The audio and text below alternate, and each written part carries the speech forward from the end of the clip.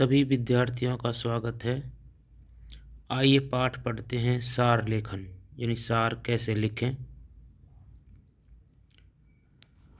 विचारों को भाषा में अभिव्यक्त करने के लिए अनंत संभावनाएं छिपी होती हैं। कई बार हम छोटी से छोटी बात का वर्णन बहुत विस्तार से करते हैं, तो कई बार बहुत लंबी चौड़ी विस्तृत बात को एकदम थोड़े शब्दों में व्यक्त कर लेते हैं। जिस प्रकार छोटी सी बात को विस्तार देना एक कला है, उसी प्रकार विस्तार से कही गई बात को कम शब्दों में व्यक्त कर देना भी एक कला है। विस्तार से कही गई बात को कम शब्दों में व्यक्त करना ही सार लेखन कहलाता है। आइए इस पाठ में हम इस कला का अभ्यास करें कि सार लेखन क्या होता है। उद्देश्य: इस पाठ को पढ़ने के बाद आप सार के अर्थ और उसकी उपयोगिता का उल्लेख कर सकेंगे, सार और भाव पल्लन में अंतर पा सकेंगे, सार लेखन के विभिन्न रूपों का उल्लेख कर सकेंगे, सार लेखन की प्रक्रिया का वर्णन कर सकेंगे, उपयुक्त भाषा शैली में सार लेखन कर सकेंगे। सार लेखन का अर्थ एवं उपयोगिता। आइए हम समझें कि सार लेखन क्या होता है और हमारे लिए उसकी क्या उपयोगिता है। यह तो आप जानते ही हैं कि हमारे जीवन में व्यस्तताएं निरंतर बढ़ती ही जा रही हैं और समय का अभाव होता जा रहा है। आप यह भी जानते हैं कि मनुष्य के सारे क्रियाकलापों में भाषा की महत्वपूर्ण भूमिका रहती है। आपने बहुतों को यह कहते हुए सुना होगा, जा जा काम करने दे, फालतू बातें मत कर।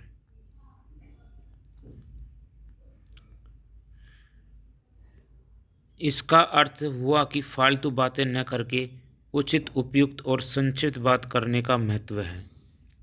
मतलब यह है कि भाषा का ऐसा प्रयोग किया जाना चाहिए जिससे समय की बचत हो।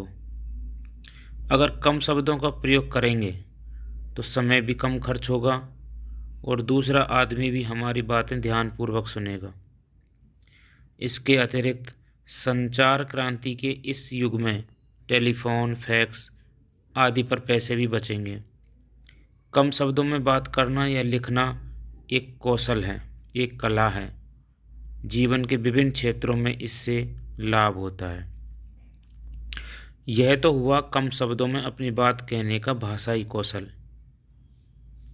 दूसरा एक और काम होता है किसी भी दी हुई सामग्री को कम शब्दों में व्यक्त करने की कला। इसी को सार लेखन कहते हैं।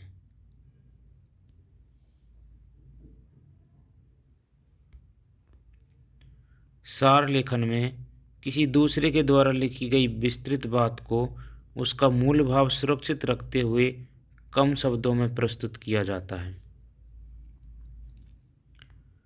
कम शब्दों में बात कहने का कौशल सार लेखन में सहायक होता है और सार लेखन के अभ्यास से भाषा में हमारी कुशलता बढ़ती है। विभिन्न क्षेत्रों में सार लेखन की उपयोगिता है। अखबारों में जगह के हिसाब से समाचार संपादक समाचारों का सार लेखन करते हैं। आकाशवाणी और दूरदर्शन पर समय के हिसाब से यही काम किया जाता है। कई बार लेखों, यहाँ तक कि पुस्तकों तक का सार तैयार किया जाता है। सरकारी कार्यालयों में भी सहायक द्वारा पत्रों और कभी कभी तो पूरी फाइल का सार लेखन किया जाता है, यानी बड़ी बातों को छोटे रूप में प्रस्तुत करना। अब सार लेखन और भाव पल्लन में अंतर समझिए।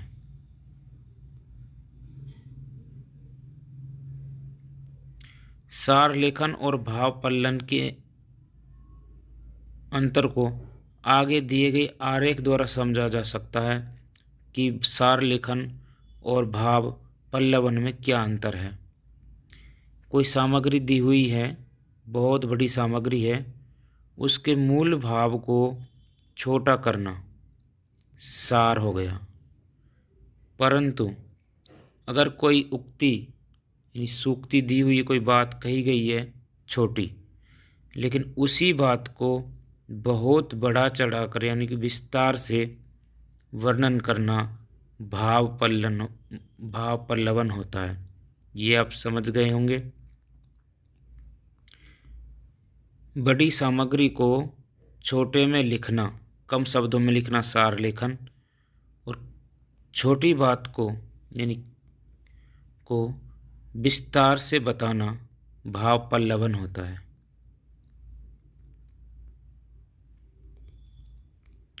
चित्रों से बात स्पष्ट हो गई ना। मूल सामग्री में विस्तार होता है। स्पष्ट है कि समझाने के लिए बातें विस्तार से कही जाती हैं। उसका मूल भाव या सार छोटा होता है और संक्षेप में लिखा जा सकता है।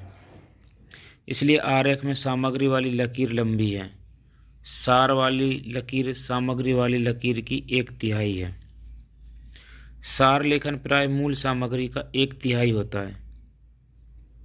ध्यान दें कि सार लेखन प्राय मूल सामग्री का 1/3 होता है। इसी प्रकार से दूसरे आरेख में सूक्ति वाली लकीर छोटी है। सूक्ति तो एक आध पंक्ति की ही होगी ना। जैसे इसी सूक्ति को लें, सत्यमेव जयते, सत्य की ही जीत होती है। यह तो है मूल भाव। भाव पल्लवन में इस मूल भाव को ही स्पष्ट करना होता है। कई उदाहरण आदि के द्वारा यह कई तरह से कहकर इस सूक्ति को स्पष्ट करते हैं। यह मूल भाव को फैलाना या पल्लवित करना हुआ। अतः भाव पल्लवन वाली लकीर लंबी है। आप आरेखों में यह भी देख रहे होंगे कि सूक्ति या भाव पल्लवन के विषय वाली पंक्ति सार वाली पंक्ति से भी छोटी है। जैसा हमने देखा, सार तो फिर भी मूल सामग्री का 1/3 होता है, किंतु सूक्ति एक वाक्य की या वाक्यांश वाली भी हो सकती है। एक बार फिर से देखें ये आरेख कि यहाँ पे सामग्री की लाइन बढ़ी है, उसके बाद मूल भाव में सार 1/3, सार 1/3 लिखा जाता है, और सूक्ति बिल्कुल छोटी। उसके बाद इसको भाव पल्लवन बहुत विस्तार से किया जाता है। सार लेखन के रूप आप जान चुके हैं कि विभिन्न क्षेत्रों में सार लेखन की क्या उपयोगिता है। अलग अलग क्षेत्रों, विषयों या कामों के लिए सार लेखन के कई अलग अलग रूपों का प्रयोग किया जाता है। आइए उनमें से कुछ के विषय में जानकारी प्राप्त करते हैं। अधिक शब्दों में लिखी गई बात को कम शब्दों में व्यक्त करने की आवश्यकता समाचार लेखन में होती है या फैक्स करने में होती है, आदि आदि। ऐसा प्राय भाषा में अनेक शब्दों या वाक्यांशों के लिए एक शब्द का प्रयोग करके शब्दों के दोहराव या अनावश्यक शब्दों को छांटकर तथा वाक्य विन्यास की शिथिलता को दूर करके किया जाता है। यानी कई शब्दों के लिए हम केवल एक ही शब्द का प्रयोग कर सकते हैं। विस्तृत लेख को संक्षिप्त रूप में प्रस्तुत करते समय पहले उसके मूल भाव या विचार बिंदु तथा उसे पुष्ट करने वाले संबंधित बिंदुओं को नोट कर लेते हैं। फिर ऊपर वाली विधि की सहायता से उसे संक्षेप में व्यक्त करते हैं।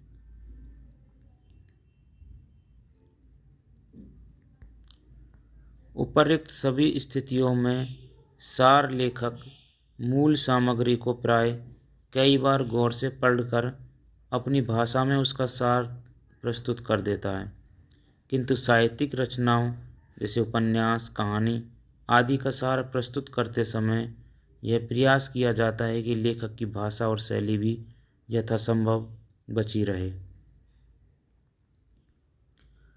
अनेक शब्दों के लिए एक शब्द, इसे पढ़ते हैं। आपने अभी पढ़ा कि अभिव्यक्ति में कसावट लाने के लिए अनेक शब्दों अथवा वाक्यांशों के लिए एक शब्द का प्रयोग किया जाता है। हिंदी में ऐसे असंख्य शब्द हैं जिनका प्रयोग करके पूरे पूरे वाक्यांशों को एक शब्द में अभिव्यक्त किया जा सकता है। आइए हम इनमें से कुछ पर नज़र डालें। भले बुरे का विचार न रखने वाला, अविवेकी, जिसे क्षमा न किया जा सके, अक्षम्य, जिसे कोई जीत ना सके, अजय, ऐसे स्थान पर रहना जिसका कोई पता ना पा सके, अज्ञातवास।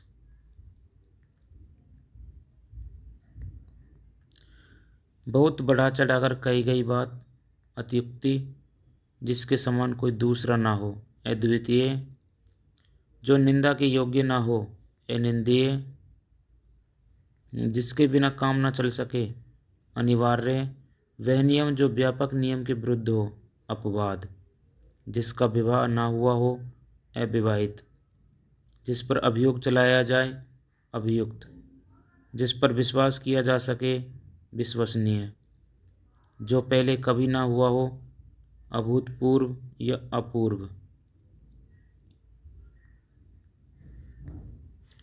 ईश्वर में विश्वास करने वाला, आस्तिक, जड़ सहित नष्ट कर देना, उन्मूलन, जिस मिट्टी में प्रचुर मात्रा में पैदावार होती हो, उपजाऊ, जो काम से जी चुराता हो, कामचोर, किसी वस्तु को देखने या बात को जानने की प्रबल इच्छा, कुतूहल, उपकार को मानने वाला, कृतज्ञ, उपकार या एहसान को ना मानने वाला, कृतघ्न, किसी टूटे या गिरे हुए मकान या इमारत का बचा हुआ भाग, खंडहर या भग्नावशेष, वह मनुष्य जिसने किसी घटना को साक्षात देखा हो, गवाह या साक्षी, जो दया का पात्र हो, दयनीय,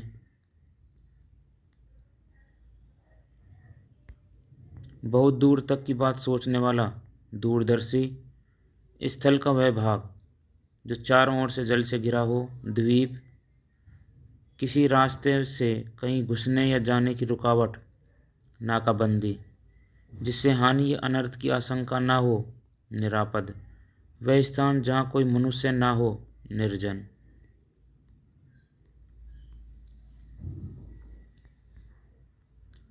जिस पर कोई विवाद ना हो, निर्विवाद, जिसके हाथ में कोई शस्त्र ना हो, निहत्था, साफ या शुद्ध किया हुआ, परिष्कृत, दूसरों के साथ भलाई का व्यवहार करने वाला, परोपकारी, जिसके आर पार दिखाई दे सके, पारदर्शी, एक बार कही गई बात को फिर से कहना, पुनरुक्ति, पहले जैसा ही, पूर्ववत, किसी लिखी हुई चीज़ की नकल, प्रतिलिपि, किसी काम में दूसरे से आगे बढ़ जाने की होड़, प्रतिस्पर्धा, जिसे देखकर भय होता हो, भयानक, जो कम खर्च में काम चलाता हो, मितव्ययी, जिस पर कुछ विचार करने की आवश्यकता हो, विचारणीय, वह जो वेतन लेकर काम करता हो, वेतनभोगी कहलाता है।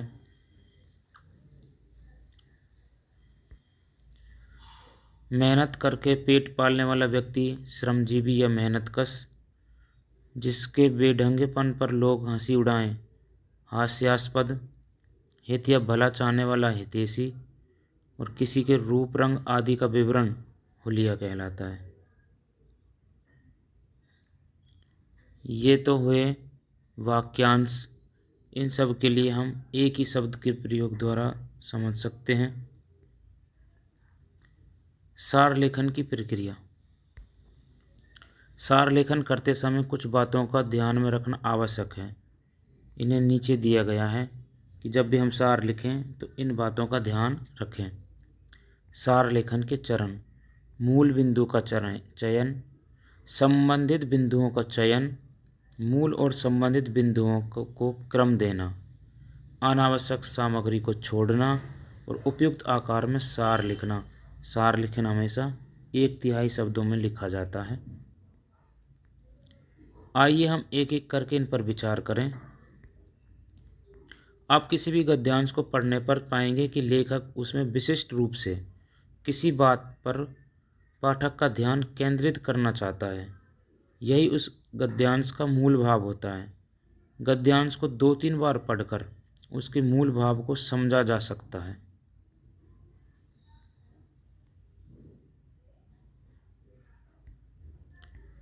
इस मूल भाव को स्थापित करने के लिए उससे संबंधित कुछ बातें और लिखी जाती हैं जिनसे मूल भाव की पुष्टि होती है। ये संबंधित बिंदु कहे जाते हैं। संबंधित बिंदु किसे कहते हैं? इस मूल भाव को स्थापित करने के लिए उससे संबंधित कुछ बातें और लिखी जाती हैं जिनसे मूल भाव की पुष्टि होती है। ये संबंधित बिंदु कहे जाते हैं। सार लेखक को मूल भाव और उसको पुष्ट करने वाले संबंधित बिंदुओं को पहचान कर उन्हें अपने लिए एक क्रम देना होता है। अपने लेख को स्पष्ट और प्रभावपूर्ण बनाने के लिए और लेख के मूल भाव को स्पष्ट करने के लिए लेखक उसकी व्याख्या करता है तथा अनेक उदाहरण देता है। आवश्यकता पड़ने पर वह उस भाव को दोहराता भी है। मूल भाव की पहचान के साथ साथ हमें उन सब बातों को भी पहचानना होता है जिन्हें लेखक अपने मूल भाव को स्पष्ट करने के लिए प्रयुक्त करता है। ये हैं व्याख्या, उदाहरण और दोहराव। सार लेखक के लिए ये बातें अनावश्यक सामग्री होती हैं। श्रेष्ठ सार लेखन के लिए इन्हें पहचानना भी अत्यंत आवश्यक होता है। आइए एक उदाहरण से हम इस बात को समझने की कोशिश करते हैं। भारत का काव्य रूपी आकाश मंडल अगणित प्रभावपूर्ण जुगनुओं से देदीप्यमान है, पर तुलसीदास का तेज, उज्ज्वलता और चमत्कार तथा उसकी प्रदीप्त कांति और कीर्ति सबसे बढ़ चढ़कर है। वे इस आकाश मंडल के असंख्य तारों के बीच मध्याह्नकालीन प्रचंड मार्तंड के समान प्रकाशमान है। किसी ने कहा भी है कि तुलसीदास हमारे ही नहीं, हमारी आगामी संतानों के लिए भी एक अनुकरणीय और अनुपम आदर्श हैं। जो स्थान अंग्रेजी साहित्य में शेक्सपियर का है, उससे कहीं ऊंचा स्थान हम हिंदी साहित्य में तुलसीदास को दे देते हैं। और क्यों ना दें, ये कोरे कवि नहीं थे, वरन ये तो एक अद्वितीय चरित्र वाले कवि सम्राट, परमोच्च श्रेणी के संत, राम के अनन्य भक्त, धर्म और नीति के पथ प्रदर्शक, दार्शनिक, गंभीर तत्वों को सरस शब्दावली में समझाने वाले उपदेशक और भविष्य के गर्भ में निहित घटनाओं को बताने वाले महात्मा भी थे। ये तो हो गया आपका एक गद्यांश। आइए पहले हम इस अनुच्छेद के मूल भाव को समझने का प्रयास करें। हम ये कैसे करेंगे? इस गद्यांश के मूल भाव को समझकर यहाँ लिखना है।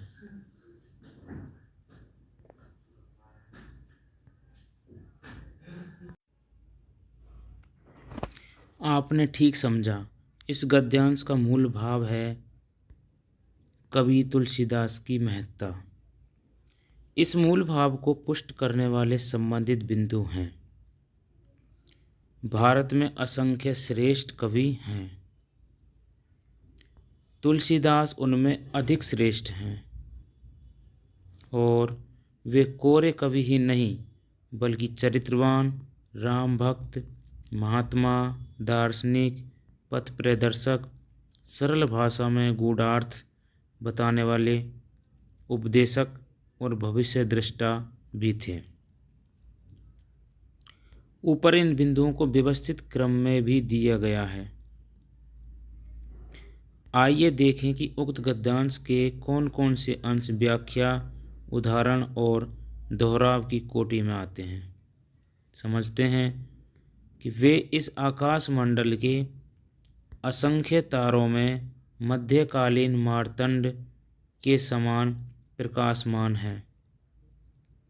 यहाँ तक इसी बात की व्याख्या की गई है कि तुलसी का तेज काव्य रूपी आकाश मंडल में सर्वाधिक बढ़ चढ़कर है।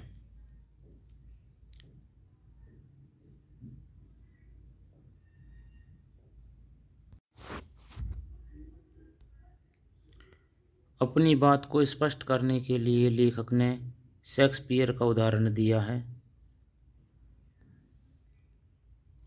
वे अद्वितीय चरित्र वाले कवि सम्राट परमोच्च श्रेणी के महात्मा थे। इससे आगे इसी भाव की व्याख्या है और ऊपर आए भाव को दोहराया गया है।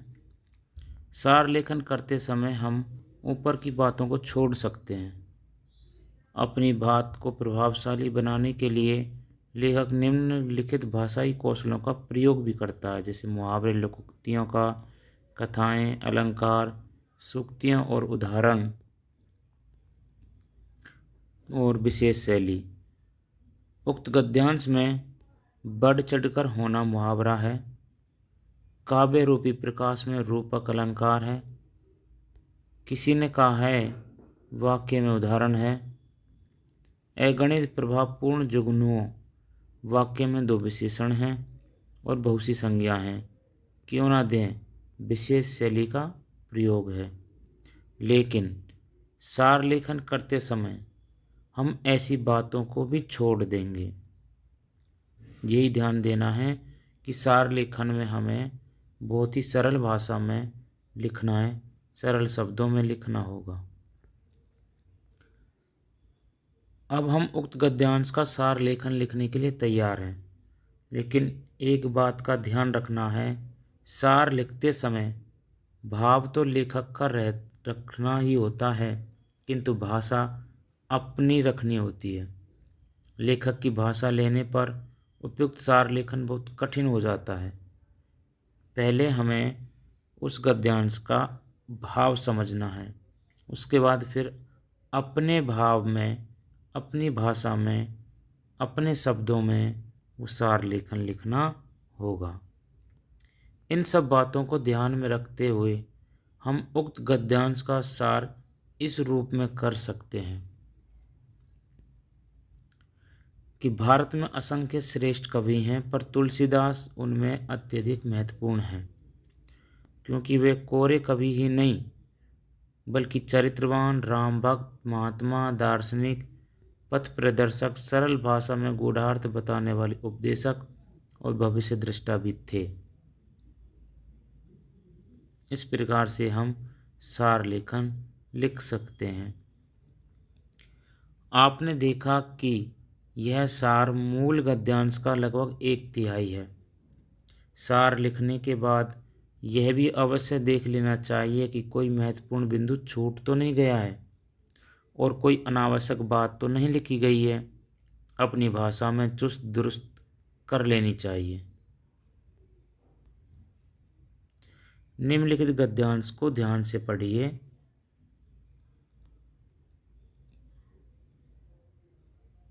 अब आपको ये गद्यांश ध्यान से पढ़ना है और नीचे दिए गए प्रश्नों के उत्तर देने हैं। अब हम यहाँ पे सार लेखन के कुछ नमूने देखते हैं। आइए अब हम सार लेखन के कुछ उदाहरण देखें। गद्यांश 1 यहाँ पे दिया हुआ है। कहा जाता है कि मानव का आरंभिक जीवन अधिक लचीला और प्रशिक्षण के लिए विशेषकर अनुकूल होता है।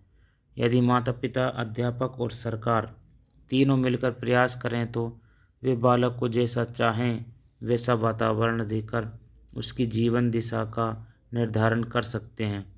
जीवन का यह समय मिट्टी के उस कच्चे घड़े के समान होता है जिसके विकारों को मनचाहे ढंग से ठीक किया जा सकता है, लेकिन जिस तरह पके हुए घड़ों में पाए जाने वाले दोषों में सुधार करना संभव है, उसी तरह यौवन की दहलीज को पार कर 20-25 वर्ष के युवक के अंदर आमूल परिवर्तन लाना यदि असंभव नहीं तो कठिन अवश्य है।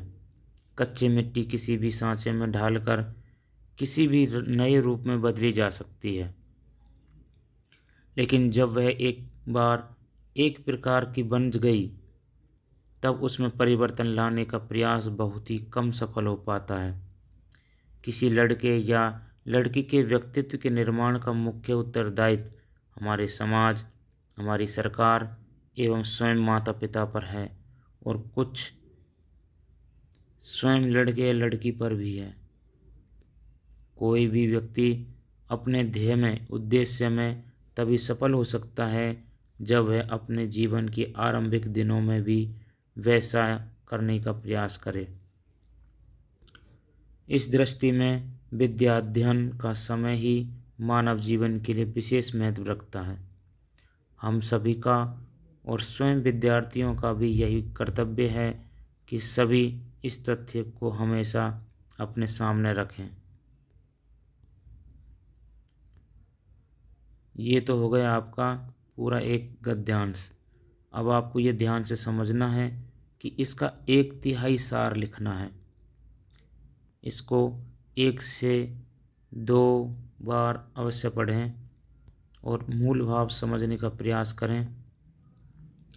सार: बाल्यकाल मानव की वह अवस्था है जिसमें उसके जीवन को मनचाहे ढंग से मोड़ा जा सकता है। युवावस्था प्राप्ति के बाद उसकी जीवन दिशा को बदलना असंभव नहीं तो कठिन अवश्य है। कच्ची मिट्टी से इच्छा के अनुसार आकृति बना सकते हैं, पक जाने पर उसका रूप परिवर्तन असंभव है। बालक हो या बालिका, उसके जीवन निर्माण का उत्तरदायित्व सरकार, समाज और माता पिता के कंधों पर है। उसके अपने प्रयास भी महत्वपूर्ण हैं। प्रारंभ से उस दिशा में प्रयत्न करने पर ही सफलता मिलती है। इस प्रकार से हम 1/3 भाग में सार लेखन लिखेंगे। यहाँ पे दूसरा गद्यांश दिया हुआ है जिसे आप पढ़ेंगे। पढ़ने के बाद में आसानी से समझेंगे और समझकर अपने ही शब्दों में सार लेखन लिखेंगे। इस प्रकार पाठ को हमने पढ़ा।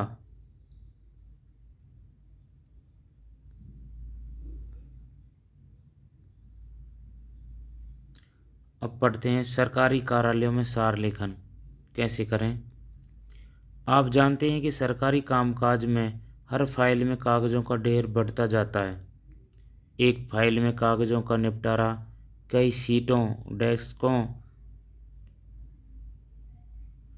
काउंटरों से गुजरकर कई अधिकारियों के हस्ताक्षरों से और कभी कभी तो कई विभागों तक घूमकर हो पाता है। अतः हमें समय को बचाने के लिए सहायक द्वारा पत्रों का सार तैयार कर दिया जाता है ताकि आगे की कार्रवाई के लिए सभी पत्रों का अनिवार्य रूप से न पढ़ना पड़े। फाइल पुरानी हो जाने पर प्राय पूरी फाइल के महत्वपूर्ण बिंदु भी सबसे ऊपर लिख दिए जाते हैं।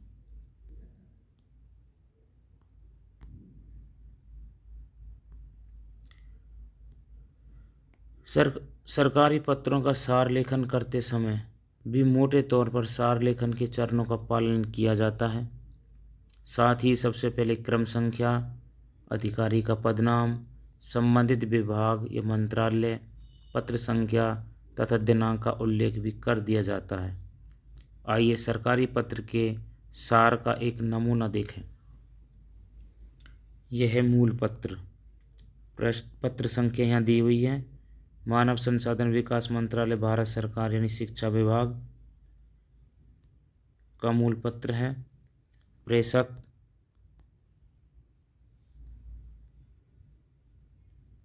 सेवा में अवर सचिव, संघ लोक सेवा आयोग, नई दिल्ली। विषय अध्यापक द्वारा हिंदी आलेखन तथा टिप्पण कला का विक्रय। महोदय, मुझे निर्देश हुआ है कि मैं आपसे यह ज्ञात करूं कि आपके कार्यालय में कार्य करने वाले अध्यापक श्री सेवाराम शर्मा, जिनका अभी अभी इस केंद्र से अन्यत्र स्थानांतरण हुआ है, ने आपके यहाँ स्वयं लिखित पुस्तक हिंदी आलेखन और टिप्पण कला की प्रतियां उन छात्र पदाधिकारियों को बेची हैं जो उस समय हिंदी शिक्षा प्राप्त कर रहे थे, जो राज्य के नियमों के विरुद्ध है। यह भी ज्ञात हुआ है कि ये प्रतियां 100 रुपये में बेची गई थी। अतः इस मामले की छानबीन कर शीघ्र ही लिख भेजने की कृपा करें, जिससे अध्यापक से शीघ्र ही उत्तर मांगा जा सके। भवदीय हस्ताक्षर RS मल्होत्रा, उपनिदेशक। तो यहाँ पे यह तो एक मूल पत्र है। अब इसका हम सार लेखन कैसे करेंगे, ध्यान दें। ये लिखा हुआ है यहाँ सार लेखन कि अब हमें पूरा पत्र नहीं लिखना है, उस पत्र का सार लिखना है। क्रम संख्या लिख दिए, उपनिदेशक, शिक्षा मंत्रालय का पत्र, नंबर और दिनांक। अब उसमें जो मुख्य बिंदु हैं वही यहाँ पे लिखे गए हैं, इसे ध्यान से पढ़ें और सीखें। अब सार लेखन पूरा होता है। सार लेखन में आपने क्या सीखा? सार लेखन में किसी दूसरे के द्वारा लिखी गई विस्तृत बात को उसका मूल भाव सुरक्षित रखते हुए 1/3 शब्दों में प्रस्तुत किया जाता है। सार लेखन की उपयोगिता जीवन के कई क्षेत्रों में है। अखबारों में पृष्ठ पर उपलब्ध स्थान के अनुसार समाचार संपादक समाचारों का सार लेखन करता है, यानी अखबारों पे भी सार लेखन होता है। आकाशवाणी यानी रेडियो पर, दूरदर्शन में भी समय की पाबंदी होती है। आपने देखा होगा कि 5 मिनट के लिए ही समाचार आते हैं, तो वो समाचार विस्तृत ना होकर के संक्षेप में होते हैं, छोटे होते हैं, सार में होते हैं, इसलिए सार लेखन की ज़रूरत पड़ती है। लेखों पुस्तकों का भी सार लेखन किया जाता है। कोई बड़ा पाठ है, उस बड़े पाठ को शॉर्ट में यानी छोटे रूप में समझाया जाता है। कार्यालयों में पत्रों या फाइलों में सिमटे पूरे पत्राचार का सार लेखन करना पड़ता है। ऐसे और भी कई क्षेत्र हो सकते हैं। सार लेखन के चरण कौन कौन से थे जो आपने पढ़े? कि मूल सामग्री को 2-3 बार ध्यान से पढ़ना पड़ता है। उसके बाद मूल बिंदुओं का चयन करना पड़ता है कि इसमें से कौन कौन से मूल बिंदु हैं जिन्हें हमें लिखना है। संबंधित बिंदुओं का चयन करना पड़ता है। मूल और संबंधित बिंदुओं को क्रम देना पड़ता है, उनके क्रम से लिखना पड़ता है और अनावश्यक सामग्री को छोड़ दें और 1/3 आकार में सार लेखन लिखना होता है। मुख्य मुख्य बिंदु अपनी सरल भाषा में लिखना होता है। सार लेखन में मुहावरे, लोकोक्तियाँ, कथाओं, अलंकारों, उदाहरणों आदि का प्रयोग नहीं किया जाता। कोई विशेष शैली नहीं अपनाई जाती है, वही अपने सरल शब्दों में लिखना होता है। सरकारी पत्रों का सार लिखते समय भी मोटे तौर पर सार लेखन के चरणों का पालन किया जाता है। अंतर केवल इतना है कि इसमें सबसे पहले क्रम संख्या, अधिकारी के पदनाम, संबंधित विभाग, मंत्रालय, पत्र संख्या तथा दिनांक का भी उल्लेख कर दिया जाता है। बाकी नियम। आइए अभ्यास हेतु कुछ प्रश्न देखें। निम्नलिखित अंशों का सार लेखन लगभग 1/3 शब्दों में लिखिए। इस प्रकार से आपके पास प्रश्न होगा, उस प्रश्न को आपको करना है। इस पूरे गद्यांश को आपको ध्यान से पढ़ना है और अपने शब्दों में 1/3 शब्दों में लिखना है। दूसरा गद्यांश। अब पढ़ते हैं प्रश्न नंबर 1।